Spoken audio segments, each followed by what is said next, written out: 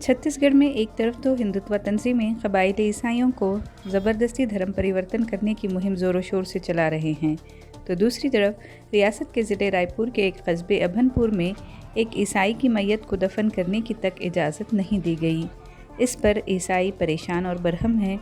उन्होंने एहतजाजन सवाल उठाया है कि क्या ईसाई अफराद इस मुल्क के शहरी नहीं हैं? क्या इनका सरकारी सहूलियात पर कोई हक़ नहीं है?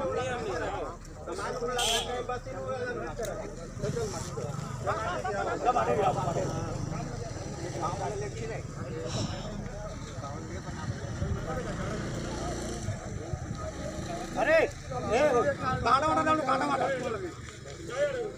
होई तुम डाल दो।